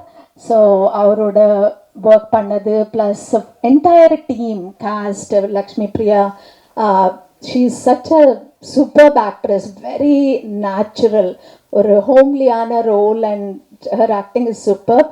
And Karan ரொம்ப ஒரு வெரி சிங்க் ஆகிட்டோம் நாங்கள் எல்லாமே அவ்வளோ இதுவாக as a team, very natural. அந்த ஃபியர் அந்த நர்வஸ்னஸ் இல்லாமல் எல்லாருமே அவ்வளோ ஒரு ஃபேமிலியாக நாங்கள் டீமாக ரொம்ப நல்லபடியாக பண்ணியிருக்கோம். We also gel like that. நம்மளோட அந்த சிங்க்ரனைசேஷன்ன்றது ரொம்ப நல்லபடியாக இருந்துச்சு. So thank you. I thank my family, my husband, my friends and fans, all of you. Thank you press and media and thank you everybody. சின்ன ஒரு வருத்தத்தோடு ஆரம்பிக்கிறேன். ஏன்னா எந்த ஒரு சினிமா ஈவெண்ட்னாலும் எப்போவுமே பார்த்தீங்கன்னா கலகலகலாக சட்டை போட்டிருக்க நிக்கில் முருகன் இன்றைக்கி வந்து வெறும் ஒரு கருப்பு கலரில் போட்டிருக்கும்போது நம்ம கொஞ்சம் ஒரு மன வருத்தமாக இருக்குது. கொஞ்ச நேரத்தில் மாற்றிடுவார். கோதண்டம் அவர்கள் இந்த படத்தை பற்றி நிறைய பேசினார். ஏன்னா அவர் அந்த படத்தை பார்த்துட்டாரு. நான் அந்த படத்தை பார்க்கல. ஆமாம், முக்கியமான இந்த மொத்த டீம் சார்பாக நான் உங்களுக்கு ஒரு கேள்வி கேட்குறேன். கோதண்டம் ஒரு நேரம் பேசினார், அதுலேருந்து ஏதாவது உங்களுக்கு புரியுதா? உண்மையாக சொல்லுங்கள். இல்லை இல்லையா? அதான் நாங்கள் எதிர்பார்த்தோம். இந்த படம் வந்து உண்மையிலே ஒரு கம்ப்ளீட் ஃபேமிலி என்டர்டெயின்மெண்ட், அதுக்கான ஒரு கேரண்டி இருக்குது. நான் வந்து இந்த படத்தை இன்னும் பார்க்கல, அதனால் வந்து அதை சம்பந்தமாக நான் வந்து பேசுகிறதுக்கு பதிலாக இந்த படத்துக்கு எனக்கும் எப்படி ஒரு தொடர்பு வந்ததுன்றதை பற்றி நான் பேசுகிறேன். முதல்ல இந்த விழாவினுடைய கதாநாயகன் இசையமைப்பாளர், அவருக்கு நம்ம ஒரு பெரிய கைத்தட்டலோட இந்த விழாவை நம்ம வந்து அவரை ஆசீர்வதிக்கணும். ஏன் அப்படின்னா இது அவருடைய முதல் ப்ராஜெக்ட். அவருக்கு நீங்கள் பேசும்போது பார்த்தீங்கன்னா என்ன பேசுறதுனே தெரியாமல் கம்ப்ளீட்டாக அவ்வளோ நர்வஸாக அவர் பேசும்போது நமக்கு தெரியுது இது வந்து ஒரு முதல் மேடை. அவர் வந்து ஒரு உலக மேடைக்கெல்லாம் போனோம் அப்படின்றது வந்து இந்த படம் வந்து நிச்சயமாக அவருக்கு ப்ரூவ் பண்ணும். ஏன்னா அவர் வந்து ஒரு விஷயம் சொன்னார், எத்தனை பேருக்கு இது போய் சேர்ந்ததுன்னு தெரில. இந்த கம்போசிங் இந்த பாடலில் பார்த்தீங்கன்னா நிறைய லைவாக எடுத்துருக்கோன்னு சொன்னார். அது வந்து எத்தனை பேருக்கு உங்களுக்கு புரிஞ்சிருக்குன்னு தெரியல. இப்போல்லாம் வந்து பார்த்தீங்கன்னா ரொம்ப ஒரு ஏஐ மோட், நிறைய டெக்னிக்கல் விஷயங்கள்லாம் கம்போசிங்கில் இருக்குது. சும்மா நம்ம கம்போஸர் சாங்னா அதே ஒரு சாங் மூடு கொடுத்தோடனே சாங் அதுவே கம்போஸ் பண்ணி கொடுத்துருது. அவ்வளோ ஒரு டெக்னிக்கல் ஃபெசிலிட்டிஸ் உள்ள இந்த ஜென்ரேஷனில் லைவ் ஆர்டிஸ்ட், நேரடி கலைஞர்களை வைத்து ஒரு ஸ்டுடியோவில் அவங்க அப்படியே வாசித்து அதை அப்படியே ரெக்கார்ட் பண்ணி அதை சேர்த்துருக்கிறது தான் அவர் வந்து மீன் பண்ணார். பெரிய பெரிய ஆர்டிஸ்ட் எல்லாருமே அதில் வாசிச்சிருக்காங்கன்றது போது உண்மையிலேயே பார்த்தீங்கன்னா ஏன் அதுக்கு இந்த விழா இந்த மேடையில் சொல்கிறோம் அப்படின்னா, அந்த இன்ஸ்ட்ருமெண்ட்ஸ் அவங்க நேரடியாக வாசிக்கக்கூடிய அவங்களுடைய மூடு, அந்த மூடு மூலயமா அவங்க வாசிக்கிற அந்த இன்ஸ்ட்ருமெண்ட்லேருந்து வரக்கூடிய ஒரு டோன் வந்து உண்மையான ஒரு உணர்வு தரும். இப்போ இந்த படத்தில் பார்த்தீங்கன்னா இப்போ கணேஷ் சாருடைய ஒவ்வொரு ரியாக்ஷன்ஸுக்குமே பார்த்தீங்கன்னா ஈக்குவலான ஒரு உணர்வு கொடுக்கணும். அது இசையால் மட்டும்தான் முடியும். ஸோ எவ்வளவு எலிவேட் ஆகிருக்கு அப்படின்னா அந்த படம் வந்து அந்த கம்போஸருடைய தாட் ப்ராசஸ், அந்த வாசித்த அந்த இசைக்கலைஞர்கள் நேரடியாக இதெல்லாம் ரொம்ப முக்கியமான காரணம். இந்த விழா மேடையில் அதை சொல்லணுன்றது ரொம்ப முக்கியமான ஒரு விஷயம். ஸோ என்னுடைய உரையில் வந்து நான் 2-3 விஷயங்கள் சொல்கிறேன். முதல்ல வந்து ஃபஸ்ட்டு நான் எந்த மேடைகள் போனாலுமே, எந்த ஒரு சினிமா நடிக்க போனாலுமே முதல்ல நான் வந்து ஃபஸ்ட்டு நான் பேசக்கூடிய நபர் வந்து கனி சார். அது ஏன் அப்படிங்கிறது பார்த்திங்கன்னா, நான் வந்து அவரும் சரி, நாங்கள் 2 பேருமே வந்து கேபி சார் அவங்களுடைய பள்ளிக்கூடத்துலேருந்து வந்தவங்க. அவர் ரொம்ப பெரிய ஸ்டூடெண்ட்டு, நான் ரொம்ப ஆவரேஜ் ஸ்டூடெண்ட்டு, மொக்க ஸ்டூடெண்ட் வச்சுக்கேன். ஸோ என்னுடைய முதல் படம் அவங்க தான் என்னை அறிமுகப்படுத்துகிறாங்க. ஸோ எனக்கு முதல்ல எங்கள் படத்தில் டைலாக் சொல்லி கொடுத்தவர் கனி சார் தான். ஸோ அதுலேருந்து எனக்கு பழக்கம். இப்போ அடுத்த படம் அவர் கூட நான் நடிச்சிட்டு இருக்கேன், ஸ்கூல் பஸ்ன்னு ஒரு படம். அது ஏன் சொல்லுன்னு கேட்காதீங்க. அந்த படத்தில் எனக்கு வந்து ஒரு முஸ்லீம் கேரக்டர். அந்த படத்தில் அவ்வளோ அழகாக அந்த கதாபாத்திரத்தை எழுதியிருப்பார். அதிலிருந்து நான் அவரை வந்து தம்பியோ அண்ணனோ சாரோ கூப்பிடுறதில்ல, சலாம் அலைக்கும் பாய். அதுலேருந்து அவர் எனக்கு பாய் தான். ஸோ நாங்கள் 2 பேரும் பார்க்கும்போது சலாம் அலைக்கும் பாய் தான் சொல்லிப்போம். அதை நீங்கள் வந்து ஒரு இஸ்லாமிய சகோதரராக எடுத்துக்கலாம், இல்லை ஹிந்தியில் பார்த்தீங்கன்னா அண்ணான்னு எடுத்துக்கலாம், இல்லை தம்பின்னு எடுத்துக்கலாம், இல்லையா பாய் பார்த்தீங்கன்னா என்றைக்குமே யங்காக அப்படியே ஃபிட்டாக ஒரு யங் பாய் மாதிரி இருப்பார் எங்கள் கனி சார். சலாம் அலைக்கும் பாய். ஸோ அந்த மாதிரி ஒரு விஷயங்கள். அதே மாதிரி அவரை பற்றி நீங்கள் சொல்லணும் அப்படின்னா அவருடைய க்ரோத் எல்லாருக்குமே தெரியும், எல்லாருமே நம்ம பார்த்துருக்கோம். ஆனால் அவருடைய பல நடிப்புகளில் பார்க்கும்போது எல்லாத்துலேயுமே ரொம்ப அப்படியே பயங்கர ஸ்டிஃபாக அப்படியே இருப்பார். இந்த படத்தில் மட்டும்தான் பயங்கர லூசனப்பான ஒரு ஆக்டிங், ரொம்ப கேஷுவலாக ஒரு சராசரி ஒரு மனிதனை வந்து ரொம்ப இயல்பாக வந்து இந்த காட்சிகளில் கொண்டு வந்திருப்பார். அதே மாதிரி அவரை வந்து நம்ம கேமராமேன் சொன்னார் திட்டிகிட்டே இருப்பார் அப்படின்னு. அவர் அப்படி கிடையவே கிடையாது. அவர் பார்த்தீங்கன்னா ஒரு பாயிண்ட் ஒன்று சொன்னார்னா அதில் கண்டிப்பாக ஒரு விஷயங்கள் நமக்கு வந்து ஒரு லேர்னிங் சென்ஸ் கிடைக்கும். அதுக்கு தான் இல்லைன்னா சொல்ல மாட்டார், தேவையெல்லாம் வரவே மாட்டார். அவங்க பண்ணிட்டு இருக்க விடுங்க நம்ம போகலாம் அப்படின்னு போயிடுவார். அக்கறை இருந்தால் மட்டுமே தான் நெருங்கி வருவார், இல்லைன்னா வரமாட்டார். ஸோ அதனால் அவர் திட்டுறதுலாம் கிடையவே கிடையாது. ஒன்று சொல்லுவார் கரெக்டாக இருக்கும், அப்படி நீங்கள் ஏதாவது ஒன்று சொல்லுங்களேன், அதில் ஏதாவது புதுசாக இருந்தால் அதிகம் கற்றுப்பார். So that is what Ghani sir. So ரொம்ப தேங்க்ஸ் சார். ஏன்னா நாங்கள் 2 பேரும் நடிக்கும்போது கூட இந்த படத்தில், ஏன்னா அவர் படத்தில் ஆல்மோஸ்ட் எல்லா படத்துலையும் நான் இருப்பேன். எனக்கு வந்து அட்லீஸ்ட் ஒரு சீனாக அது அவர் கொடுத்துருவார். நிமிர்ந்தனிலேருந்து சரி, போராளிலேருந்து சரி, இப்போ நடத்துகிற ஸ்கூல் பஸ், தொண்டன் எல்லாத்துலேயுமே. ஸோ அதனால் என்னுடைய முதல் நன்றியை நான் அவருக்கு கண்டிப்பாக என் குடும்பத்தின் சார்பாக தெரிவித்துக் கொள்ள கடமைப்பட்டிருக்கேன். ஒன்றாச்சா. 2வது இந்த படத்தில் வந்து பார்த்தீங்கன்னா என்னை வந்து நடிக்க கார்த்திக் தான் கூடுவோம் சொல்கிறேன். இது வந்து ஒரு இசையமைப்பு இசை விழாவை விட அவருடைய பேர் மாற்று விழாவை தான் நான் பார்க்குறேன். அவர் இனி தான் நம்ம பேர் வைக்கிறோம் எல்லாரும் சேர்ந்து. காது குத்தியாச்சா? ரைட். சரிங்களா. ஸோ நான் ஃபஸ்ட்டு அவரை என்னை கூப்பிட்டோன்னே நான் போய் அவருக்கு பார்க்குறேன். இந்த மாதிரி டேரக்டர் பேர் என்னப்பா வெளியில் தான் கேட்டேன். சார் பேர் கார்த்திக் அப்படின்னாங்க. எங்கே பாருக்காரு? உள்ளே இருக்காருன்னு. கதவு இப்படி திறந்தேன். அவர் இப்படி உட்காந்து சேரில், ஹலோ கார்த்திக் அப்படின்னா டக்குனு ஷாக் ஆச்சு. என்னங்க எனக்கு தெரிஞ்ச மாதிரியே பேசுகிறீங்க அப்படின்னாரு. உங்கள் பேர் கார்த்திக் தானே அப்படின்னா. ஆமாம் சார் கார்த்திக் அப்படின்னா.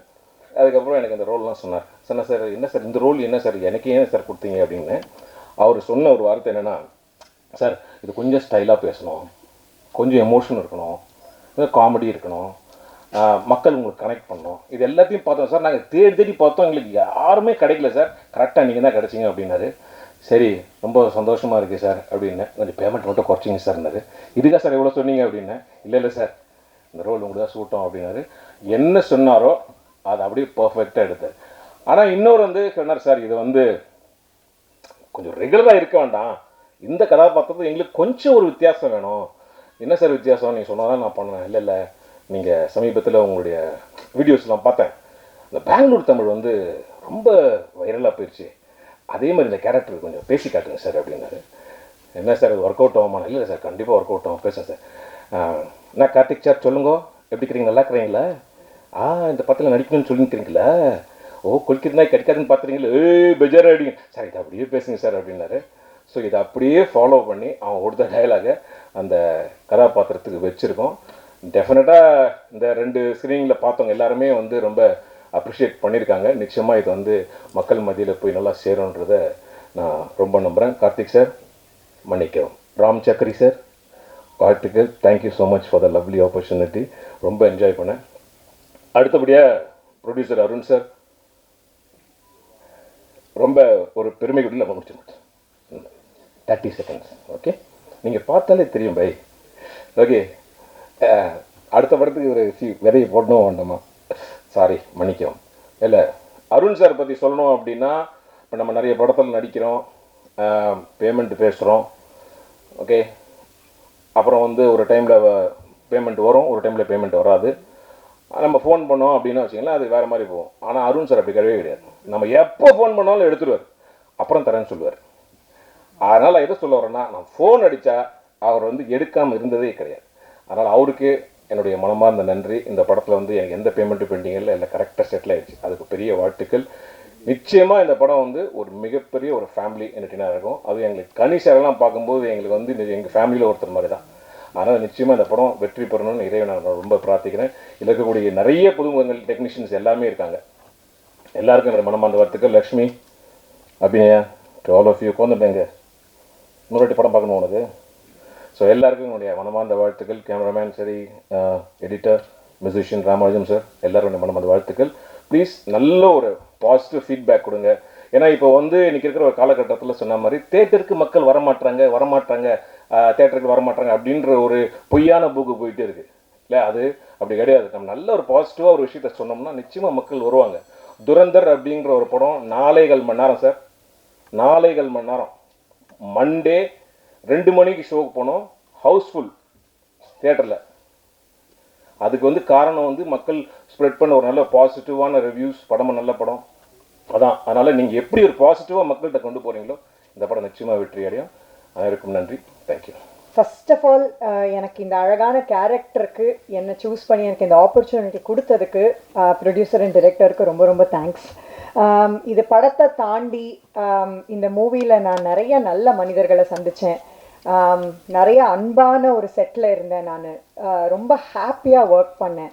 இவங்கள மாதிரி ஒரு ப்ரொஃபஷ்னல் டீமை நான் நிஜமாகவே இன்னி வரைக்கும் பார்த்ததில்லை. அவங்களோட ப்ரொஃபஷ்னலிசம் என்னை வியக்க வச்சுச்சு. அவ்வளோ அந்த அளவுக்கு ஒரு ரிசர்ச்சாக இருக்கட்டும், பிளானிங்காக இருக்கட்டும், ஷூட்டில் எல்லாமே பண்ண டீம் இது. I really want to thank the entire team of assistant directors. அவங்க ரொம்ப உழைச்சிருக்காங்க இந்த படத்துக்காக. ஏன்னா பீச் சைடில் ஷூட் பண்ணோம், நீங்கள் பார்த்துருப்பீங்க, வெயிலில் ஒருத்தர் கூட ஒரு சோர்வடையாமல் ஃபுல்லாக எல்லா நேரமும் ஆனால் சிரிச்ச முகத்தோடையே வேலை செஞ்ச மொத்த டீம் எல்லாம் அங்கே இருக்காங்களா, ஸ்ப்ரெட் ஆகிருக்காங்க தெரியல. பட் அசிஸ்டன்ட் டைரக்டர்ஸ்க்கு ரொம்ப நன்றி. எல்லாரோட நான் இந்த செட்டில் வந்து நிறைய அன்பு, எளிமை இருந்துச்சு. அதுதான் எங்கள் படத்துலேயும் டிரான்ஸ்லேட் ஆகிருக்குன்னு நான் நம்புகிறேன். நீங்கள் பார்த்த ஃப்ரேம்ஸாக இருக்கட்டும், Yuvarajan team excellent work. And music பற்றி சொல்லணுன்னா, எவ்வளோ நான் ஒரு படத்தில் நடிச்சிருக்கேன், அந்த படத்தோட பாட்டு எனக்கே ரொம்ப பிடிச்சிருக்குன்னா அது எவ்வளோ ஒரு ஜாலி இல்லை, அந்த மாதிரி தான் நான் ஃபீல் பண்ணுறேன். இப்போ எனக்கு ரொம்ப பிடிச்சிருக்கு. It is been my favourite song. இதை பார்த்தீங்கன்னா ரிப்பீட்டில் போட்டு கேட்குற பாட்டு தான் இது. So thank you very much for a song sir. ஃபைனலாக என்னோடய ப்ளேலிஸ்ட்டில் ரிப்பீட்டில் கேட்க ஒரு பாட்டு இருக்குது எனக்கு. ஸோ ஃபேமிலியை கூட்டிகிட்டு போய் எல்லாருமா எந்தவித கவலையும் இல்லாமல், ஐயோ நம்ம பசங்க இந்த படத்தை பார்க்கலாமா, அவங்கள கூட்டிகிட்டு போகலாமா, என்ன இருக்கும், அதெல்லாம் எந்த வரியும் இல்லாமல் ஃபேமிலியோடு போய் பார்க்கக்கூடிய ஒரு படம், நிறையா அன்பு நிறைந்த படம். ஸோ இந்த மாதிரி படங்களை ப்ளீஸ் போய் தியேட்டரில் பார்த்து சப்போர்ட் பண்ணுங்கள். அவ்வளோதான். Thank you very much. நண்பர் சமுத்திரகனி மற்றும் இயக்குனர் ராம் சக்ரி ஆகியோருடைய அழைப்பினால் இந்த நிகழ்வில் நான் கலந்து கொள்ளும் வாய்ப்பு அமைந்திருக்கிறது.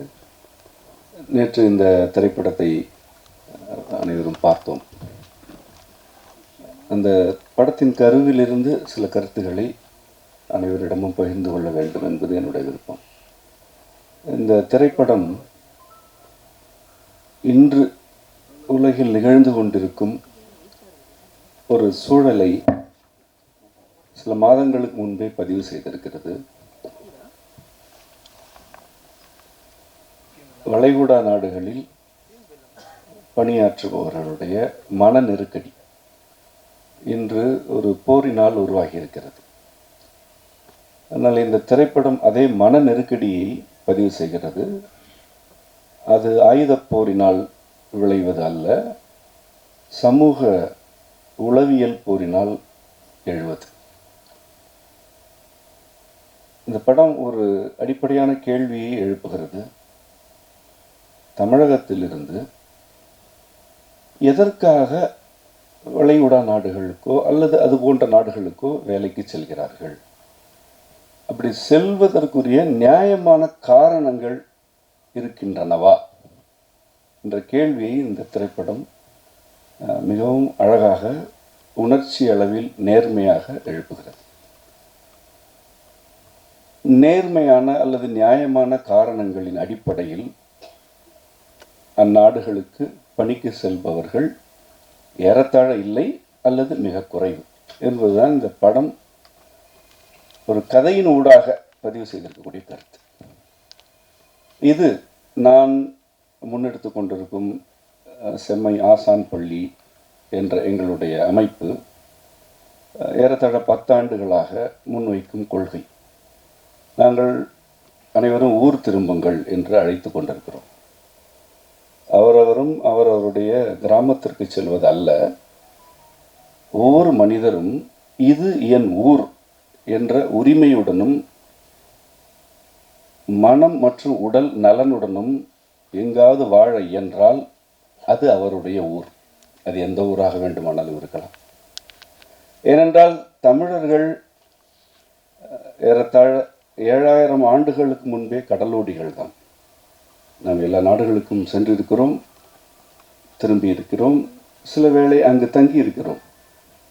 நமக்கு இந்த பயணங்களோ அல்லது நாடுகளுக்கு இடையே பரவி வாழ்வதோ புதிதல்ல, அது குற்றமும் அல்ல. கேள்வி என்னவென்றால், நீ எங்கு இருந்தாலும் உடல் நலம் மனநலம் குன்றாமல் இருக்கிறாயா? ஆம் என்றால் அது உன் ஊர், இல்லை என்றால் அது உன் ஊர் அல்ல. இந்த சென்னை மாநகரில் இருப்பவர்களுக்கு இந்த கேள்வி உரியது. அவரவரும் அவரவருடைய மனதில் இதற்கு விடை கூறிக்கொள்ளலாம். வெளியே என்ன பேசினாலும் உள்ளே ஒருவன் இருக்கிறான், அவன் உண்மையை உணர்த்துகிறான் அல்லது அவன் நம்மிடம் உண்மையை எதிர்பார்க்கிறான். எவ்வாறாயினும் உள்ளே இருப்பவனுக்கும் நமக்கும் இடையில் இருக்கும் உறவு உண்மை மட்டும்தான். நான் உடல் அளவிலும் மனநிலையிலும் நலமாக இருக்கிறேன் என்று உங்களால் உண்மையாக உள்ளே உறையும் இறைவனிடம் உரைக்க முடிந்தால் நீங்கள் உங்கள் ஊரில் இருக்கிறீர்கள். இல்லை என்றால் நீங்கள் பிறந்த ஊராக இருந்தாலும் நீங்கள் உங்கள் ஊரில் இல்லை. இதுதான் ஊர் என்ற சொல்லின் வழியாக நான் முன்வைத்து கடைபிடித்து கொண்டிருக்கும் கொள்கை. இந்த கருத்தின் சில சாயல்களை நான் இந்த திரைப்படத்தில் கண்டேன். உண்மையில் ராம் சக்ரி எனும் இந்த இளைஞர் என்னுடைய கருத்துக்களை கேட்டுவிட்டு இந்த திரைப்படத்தை இயக்கவில்லை. அவர் திரைப்படத்தை ஏறத்தாழ முடிக்கும் தருவாயில் என்னுடைய உரையை கேட்டு என்னோட நண்பர் கனி வழியாக தொடர்பு கொண்டார். இதுவே இறைவனுடைய ஒரு அரவணைப்பு தான் என்பதனை நான் இந்த மேடையில் பதிவு செய்ய விரும்புகிறேன். அதாவது, உள்நோக்கம் இல்லாமல் அன்பு வழிபட்டு ஒரு கருத்து முன்வைக்கப்படுகிறது என்றால் அந்த கருத்தினை வெல்லச் செய்வதற்குரிய யாவற்றையும் இறைவன் அருளி நிகழ்த்துவான்.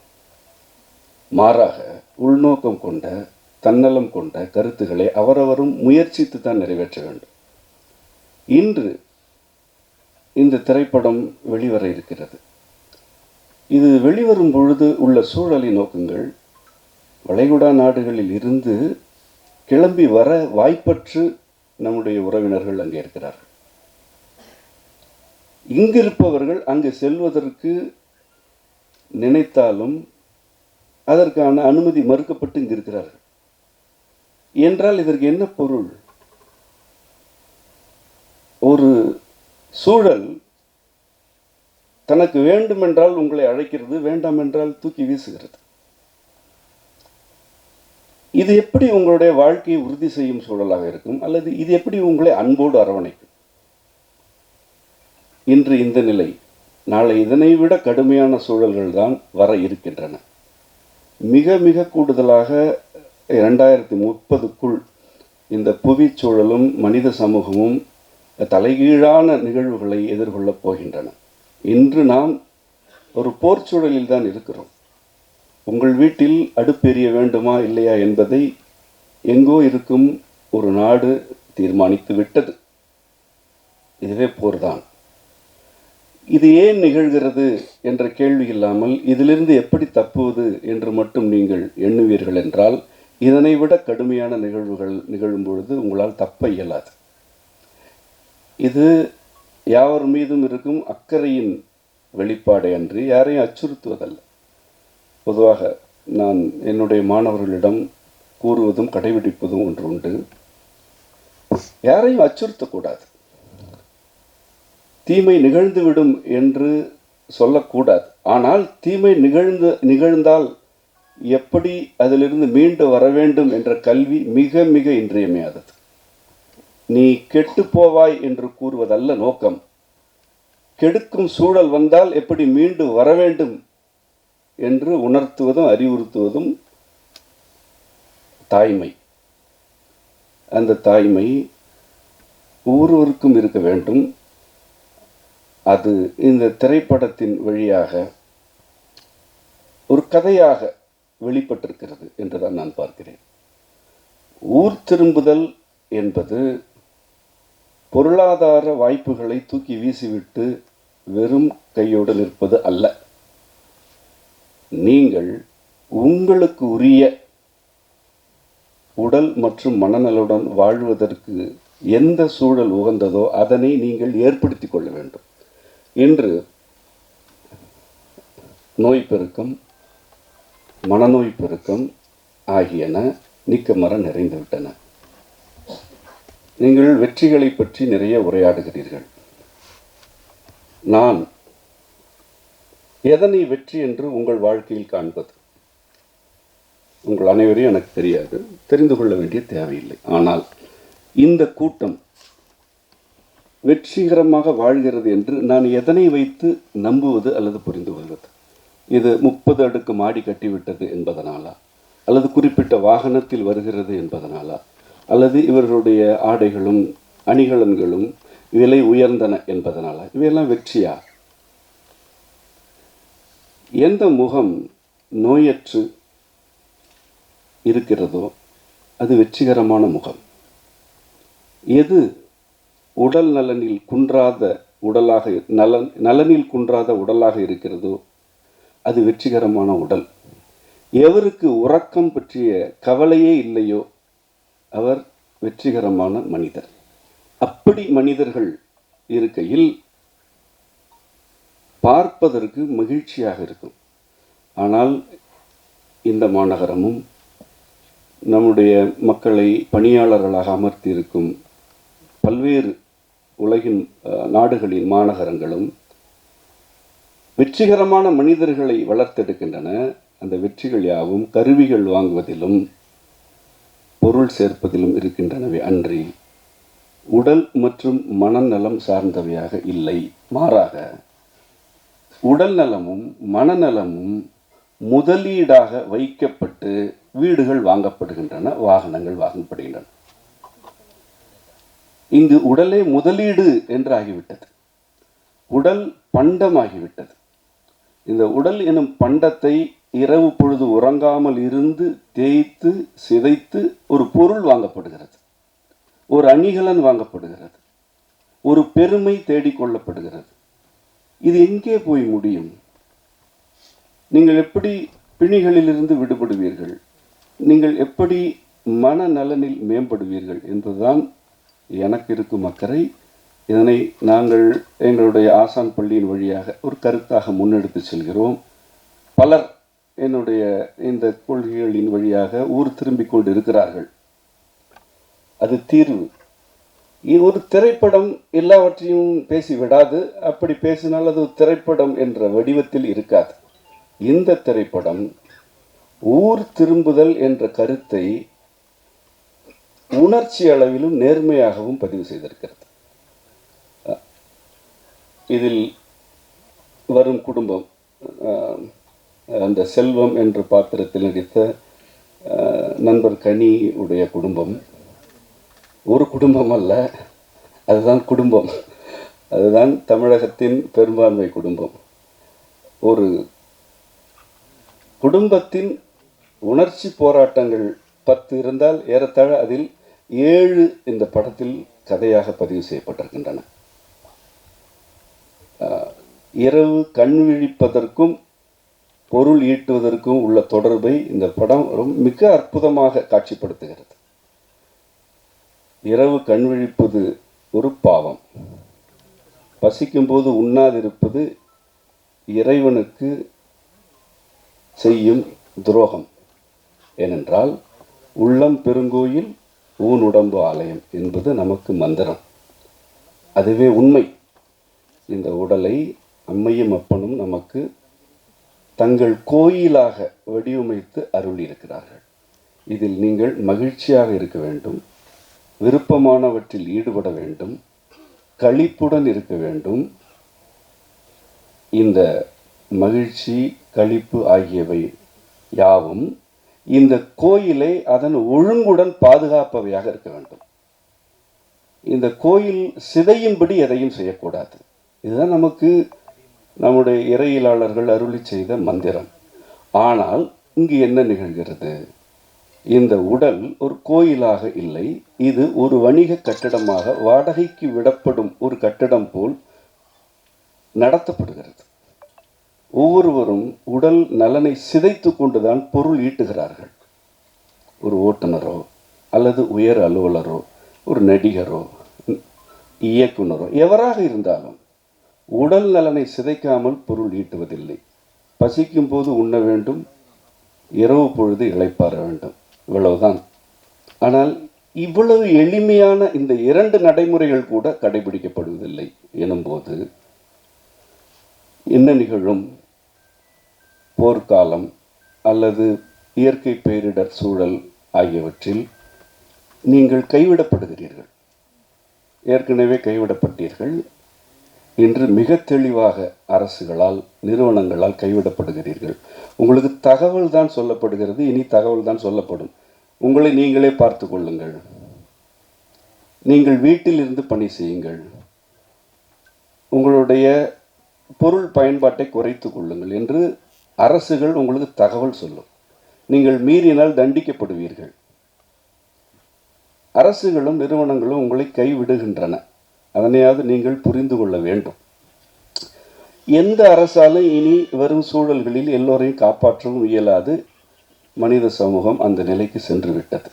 இப்பொழுது ஒவ்வொரு மனிதரும் தத்தம் உடல் மற்றும் மனநலனை மேம்படுத்துவதற்கு முதலில் செய்ய வேண்டியது, இந்த உடல் என் கோயில், இந்த உடல் என் இறைவன் எனக்கு அருளியது என்ற உண்மையை துளி அளவாவது ஏற்றுக்கொள்ள வேண்டும். அப்படி ஏற்றுக்கொண்டால் இவ்வுடலை சிதைக்கும் வண்ணம் நீங்கள் இரவு கண் விழித்து பணியாற்ற மாட்டீர்கள். பசிக்கும் பொழுது முறையான உணவு உண்ணாமல் தவிர்க்க மாட்டீர்கள். இந்த 2இல் இருக்கிறது உங்கள் வாழ்க்கையில் ஊர் திரும்பும் பயணத்தின் தொடக்கம். மீண்டும் கூறுகிறேன், பசிக்கும் பொழுது முறையான உடலை சிதைக்காத உணவு பழக்கம் வேண்டும். இரவு பொழுது இளைப்பாற வேண்டும். இந்த 2ஐ ஒருவேளை நீங்கள் கடைபிடித்தாலே உங்கள் வாழ்க்கை மேம்படும். ஆனால் ஒட்டுமொத்த சமூகத்தின் பொருளாதார நிலைமையே ஆட்டம் கண்டு போகும். நான் இரவு இனி இளைப்பாறப் போகிறேன் என்று சொன்னாலே நாட்டின் பொருளாதாரமே சரிந்து போகும். அந்த அளவுக்கு உங்களுடைய உடல் ஒரு பண்டமாக மாற்றப்பட்டு இங்கு கட்டமைப்புகள் எழுப்பப்பட்டிருக்கின்றன. நீங்கள் ஒவ்வொருவராக இந்த உண்மைகளை புரிந்து கொண்டு உங்கள் உடலை பண்டம் என்று நோக்காமல் இறைவன் உறையும் கோயில் என்று விளங்கிக் கொண்டு வாழ்க்கையை மேம்படுத்திக் கொள்வதற்கு இந்த கருத்துகள் ஒரு துளி ஈரத்தை விதைக்கட்டும் என்று கூறி இந்த திரைப்பட கலைஞர்கள் யாவருக்கும் மற்றும் இந்த உரையை செவிமடுக்கும் யாவருக்கும் அம்மையப்பர் அருள் நிறைக என கூறி முடிக்கிறேன். நன்றி, வணக்கம். சாரி, நான் இங்கே பேசுகிற டென்ஷனில் நான் ரொம்ப முக்கியமாக சொல்லணும்னு நினச்சதையே மறந்துட்டேன். இந்த மூவியில் எனக்கு கிடைச்ச பெரிய கிஃப்ட் வந்து கனி சார் கூட ஒர்க் பண்ணுற ஆப்பர்ச்சுனிட்டி. அண்ட் நான் கனி சார் கூட ஒர்க் பண்ணும்போது ஃபஸ்ட்டு எனக்கு ஆக்சுவலாக எக்ஸைட்டிங்காக இருந்தது. சரி, ஒரு பெரிய ஆக்டரோட நடிக்க போகிறோன்னு. ஆனால் செட்டுக்கு போனதுக்கப்புறம் அவர் வந்து ஒரு ரொம்ப அழகான ஆக்டர்னு உங்கள் எல்லாருக்கும் தெரியும். அதையும் தாண்டி ரொம்ப அழகான மனிதர். அவரோட ஒர்க் பண்ணது வந்து இட் வாஸ், நான் எப்படி சொல்லனே தெரியல. இவ்வளோ ஒரு என்கரேஜிங்காக ஒரு செட்டில் ஒருத்தர் இருந்து நான் பார்த்ததே இல்லை. வார்த்தைக்கு வார்த்தை எல்லாரையும் என்கரேஜ் பண்ணுவார். நீங்கள் நல்லா பண்ணியிருக்கீங்க, ஏதாவது ஒரு ஷாட் நல்லா இருந்ததுன்னா போயிட்டு என்கரேஜ் பண்ணுவார். யாராக இருந்தாலும், யார் நல்ல வேலை பண்ணாலும் கூப்பிட்டு என்கரேஜ் பண்ணுவார். ஸோ நான் மறுபடியும் இந்த செட்டு வந்து ரொம்ப ஒரு அன்பான செட்டாக இருந்ததுன்னு நான் சொல்கிறதுக்கு ரொம்ப முக்கியமான காரணம் கனி சார். நான் ரொம்ப சொல்லணும்னு நினச்சேன் சார், மறந்துட்டேன். அதனால் நான் வந்து ரொம்ப தேங்க்ஸ் சார். உங்க கூட ஒர்க் பண்ணதில் எனக்கு ரொம்ப சந்தோஷம். இதில் நான் வந்து இவ்வளோ நடிச்சிருக்கேன்னா அதுக்கு கனி சார் அண்ட் டைரக்டர் சார் 2 பேருமே வந்து ரொம்ப முக்கியமான காரணம். அவ்வளோதான். Thank you very much. இறைவனுக்கு நன்றி. இந்த அசிஸ்டன்ட் டைரக்டர் லிஸ்ட்டெல்லாம் சொன்னாங்களே, எல்லோரும் ஒரு வாட்டி மேலே வாங்கலேன். ஆங்கடா. பார், ரொம்ப மகிழ்ச்சி. இந்த திரைப்படத்தில் வேலை பார்த்தது ஒரு பெரிய அருள் அப்படின்னு தான் சொல்லுவேன். என் நண்பன் ஸ்ரீராம் மூலமாக என்கிட்ட வந்துச்சு இந்த ஸ்கிரிப்டு. ஒரு கதையை படிக்கும்போதே தெரிஞ்சிடலாம் அந்த கதையை எழுதினவரோட மனநிலை என்னன்னு தெரியும். அந்த மனசு தான் ராம் சக்ரியை என்கிட்ட கொண்டு வந்துச்சு.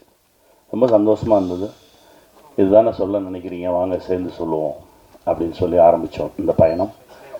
இப்போது என் வாழ்க்கையில் ரொம்ப ஒரு முக்கியமான இடத்துல நண்பனாக வந்து நிற்கிறார் இயக்குனர் ராம் சக்ரி.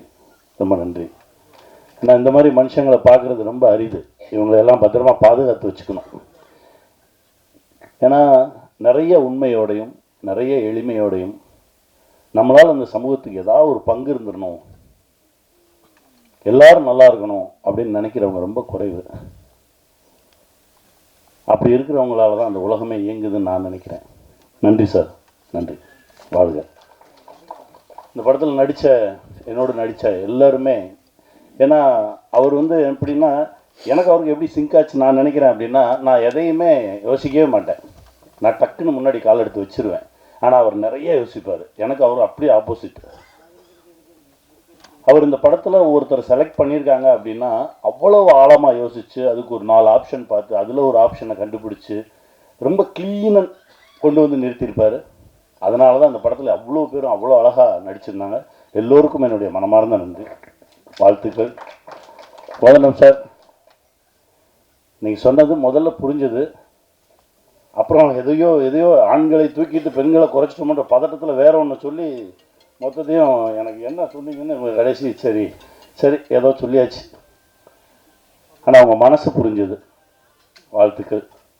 எல்லோருக்கும் என்னுடைய மனமார்ந்த நன்றி. என் தம்பி கேமராமேன் ஒருத்தர் நமக்கு ரொம்ப பிடிச்சா தான் அவங்கள பார்த்து சத்தம் போடுவோம்.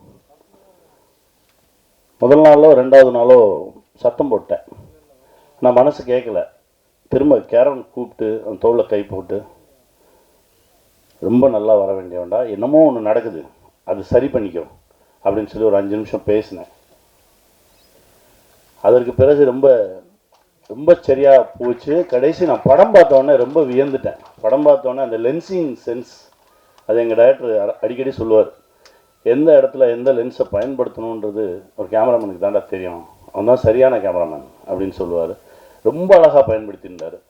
நான் படம் பார்த்த உடனே முதல்ல கூப்பிட்டேன், வாழ்க, இன்னும் பெரிய இடம் இருக்குது உனக்கு சினிமாவில், வாழ்த்துக்கள். அதெல்லாம் பண்ண டெக்னீஷியன்ஸ் எல்லாருமே, சங்கர் சூப்பராக பண்ணார், நான் அந்த படம் ஷூட்டிங் போயிட்டு இருக்கும்போது நான் ஸ்கூல் பஸ்ஸுக்காக ஒரு 4-5 பஸ்ஸை வச்சு ஒரு ஆக்சிடென்ட் சீக்வன்ஸ் எடுக்க போகிறேன்டா தம்பி, இது எப்படி எனக்கு டிசைன் பண்ணணும்னு தெரியல அப்படின்னு சொல்லி கேட்டுட்டு இருக்கும்போது எனக்காக போய் 4 பஸ் வாங்கிட்டு வந்து கொடுத்தேன். பஸ்ஸுனா இந்த பஸ்ஸு, குட்டி பஸ் வாங்கிட்டு வந்து கொடுத்து, இதை வச்சு பண்ணுங்கண்ணே, இப்படி பண்ணுங்கண்ணேன்னு சொல்லி எனக்கு கொடுத்தான். அந்த மாதிரி ஒரு அற்புதமான ஒரு உழைப்பாளி. இது பண்ணுவோமா அது பண்ணுவோமா அப்படி இப்படின்னு தேடிக்கிட்டே இருக்கக்கூடிய ஒரு உழைப்பாளி மியூசிக் டைரக்டர் சார். உங்களுடைய மனசு ரொம்ப பெரிய மனசு சார். அதான் கேட்டேன் என்னங்க அப்படின்னா, இல்லை என் பேர் போட வேண்டாம், கம்பெனி பேரை போடுவோம், இதில் என் உழைப்பு மட்டும் இல்லையே, இதில் கிட்டத்தட்ட 100கணக்கான பேரோட உழைப்பு இருக்குது, இது எல்லாருக்கும் பொதுவானது,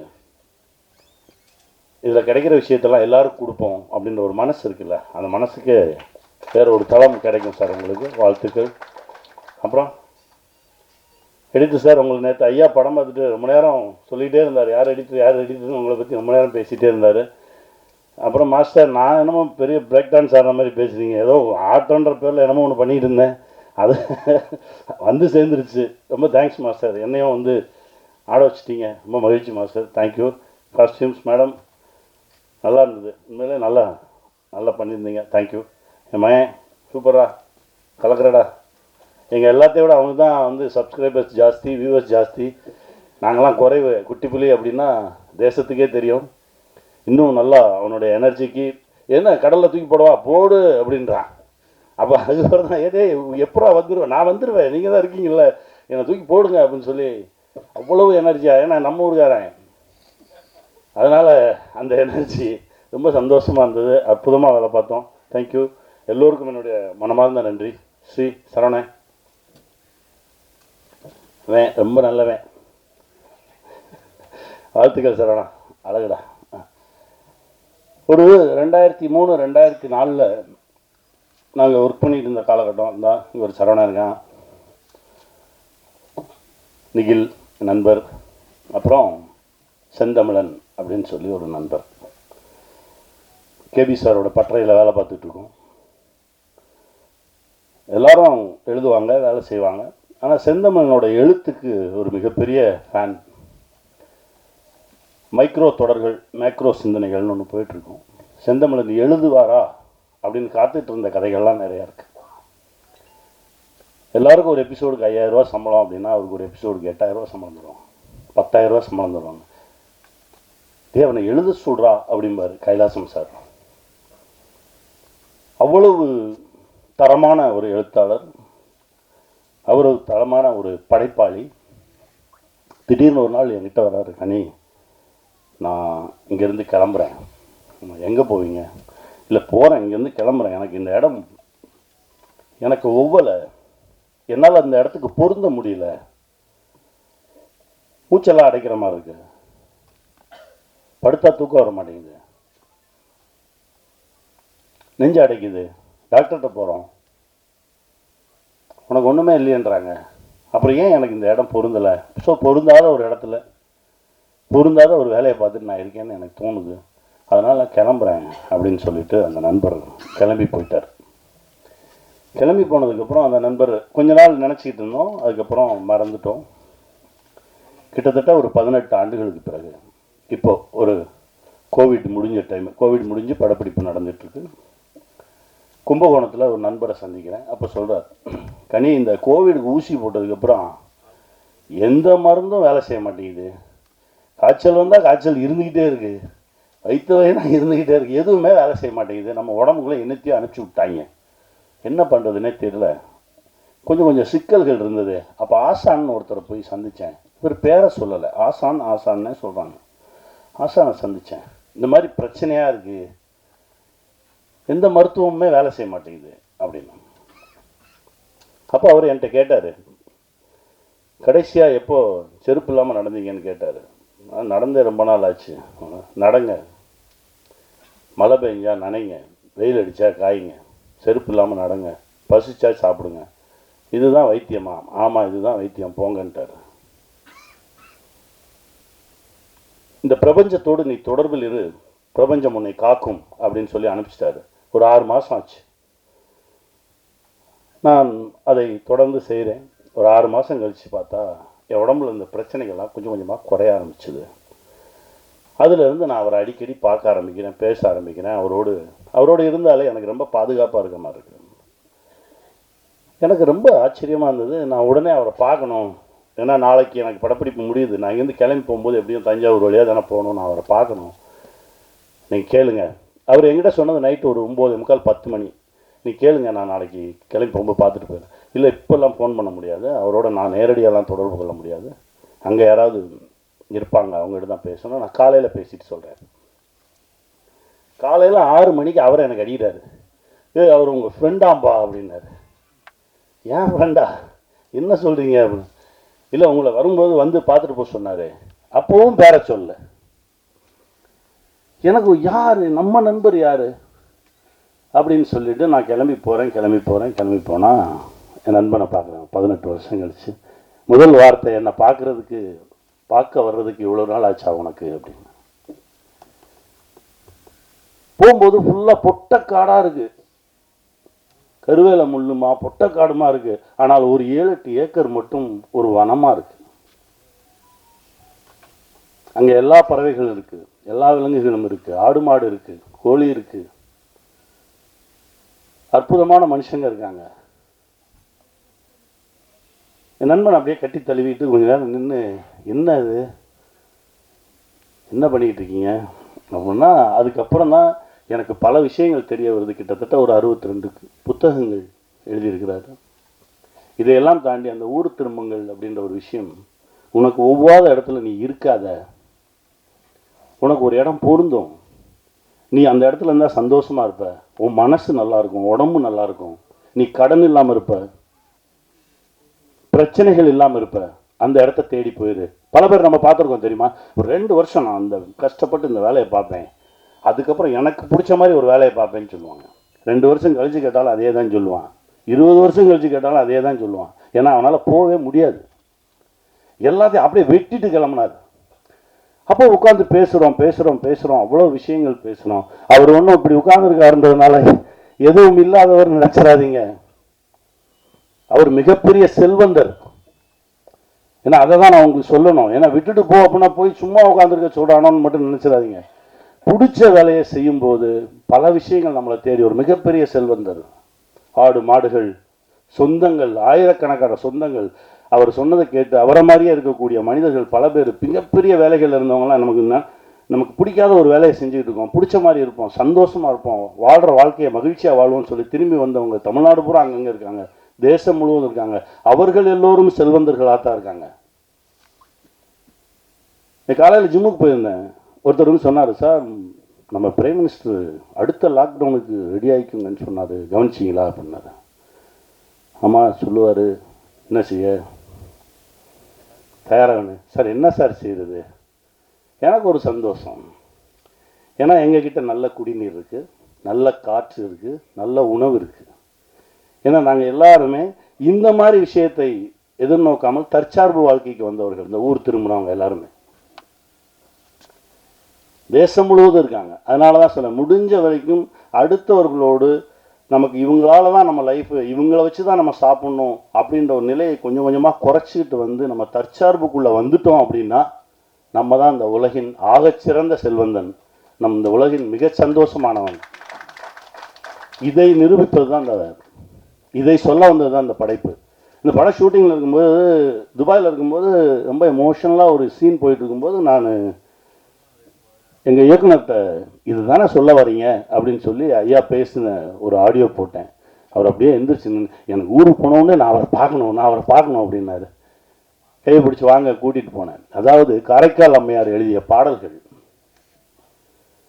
இறைவனை நோக்கி காரைக்கால் அம்மையார் எழுதிய பாடல்களை இப்போ நம்ம இஷ்டத்துக்கு டியூன் போட்டுக்கிறோம்ல, அது இல்லை. அவர்கள் என்ன மாத்திரையில் அதை டியூனாக போட்டு இறைவனோடு தொடர்பு கொண்டார்கள் அப்படின்ற அந்த மாத்திரை அளவை வைத்து அப்படியே அந்த பாடல்களை இப்போ பாடிக்கிட்டு இருந்தாங்க. அந்த நிகழ்ச்சிக்கு நாங்கள் போனோம். அப்போ இயக்குனர் என்கிட்ட சொல்றாரு, எங்கேயோ ஒரு தேவலோகத்தில் இருக்கிற மாதிரி. ஏன்னா முழுக்க இரவு அந்த நிகழ்வு மட்டும் நடக்குது. 2 பேரும் அப்படியே ஒரு வேற ஒரு உலகத்தில் அப்படியே மிதந்தோம். பேசிட்டே போகலாம். என் நண்பனை இத்தனை ஆண்டுகளுக்கு அப்புறம் திரும்ப கண்டுபிடிச்சது, சந்திச்சது, இது கூட இறை அருள் தான் நான் நினைக்கிறேன். வந்தவொடனே சரவணனை பார்த்து கட்டி பிடிச்சி அவங்க மகிழ்ந்துக்கிட்டது அவ்வளோ சந்தோஷமாக இருந்தது. ஊர் திரும்பி வந்துடுங்க, உங்களுக்கு பிடிச்ச இடத்துல இருங்க, சந்தோஷமாக இருங்க அப்படின்னா எல்லாத்தையும் உதவி விட்டு ஓடுறது கிடையாது. நம்ம இப்போ இருக்கிறத விட இன்னும் செல்வ செழிப்போடு, அதாவது பணக்காரன் வேலை, செல்வந்தன் வேற. பணக்காரன் பிரச்சனையோடய இருப்பான், செல்வந்தன் ரொம்ப மகிழ்ச்சியாக இருப்பான். உங்களை எல்லாரும் செல்வந்தன் ஆக்குறதுக்கான ஒரு விஷயம்தான் இது. இந்த படைப்பில் நிறைய விஷயங்கள் பேசியிருக்கோம், ரொம்ப மகிழ்ச்சி. அதுவும் இந்த நிகழ்வுக்கு வந்து எப்போவுமே டைரக்டர் சொன்னார், சார் நான் வழக்கமாக என்ன செய்வேன், வாங்க இவங்களை கூப்பிடுவோம் சார், நம்ம வந்து செந்தமிழன் சாரை கூப்பிடுவோம், அவர் வந்தால் எனக்கு ரொம்ப மகிழ்ச்சி. நிறைய வேலைகள் இப்போது ஏதோ நடந்திருக்கு. நான் பேசும்போது இல்லை எனக்கு வர இயலாது அப்படின்ற மாதிரி தான் சொன்னாங்க. அதுக்கப்புறம் ராம் பேசினோடனே மனசு மாறி இருக்குது. அந்த வேலை பழுவெல்லாம் கொஞ்சம் தள்ளி வச்சுட்டு எங்களுக்காக வந்ததுக்கு ரொம்ப நன்றி. உங்களுடைய மனசு தான் அது, ரொம்ப சந்தோஷமாக இருக்குது. நேற்று நீங்கள் படம் பார்த்துட்டு அந்த படத்தில் இருக்க அவ்வளோ விஷயங்கள் பேசுனீங்க, ரொம்ப சந்தோஷமாக இருந்தது. உங்களுக்குள்ளே இருந்த அந்த இயக்குனரும் அந்த தொழில்நுட்ப கலைஞன் திரும்ப வந்தான், எனக்கு அவ்வளோ சந்தோஷம். கார்மேனி செல்வம் திரைப்படம் பாருங்கள். இந்த மாதிரி படைப்புகள் ரொம்ப அரிதாக தான் வரும். இது வெறும் திரைப்படம் இல்லை, நாங்கள் இல்லாமல் போகலாம், ஆனால் அந்த படைப்பு இருக்கும், பேசிக்கிட்டே இருக்கும் உங்களோட. நிறைய சுமையை தூக்காதீங்க. இஎம்ஐன்ற பேரில் நிறைய சுமையை தூக்கணும்னா நம்ம நடக்கக்கூட முடியாது. அந்த சுமையை கொஞ்சம் கொஞ்சமாக இறக்கி விட்டுட்டு கைவீசி நடங்க, மகிழ்ச்சியாக இருங்க. வாழ்வோம், வெல்வோம்.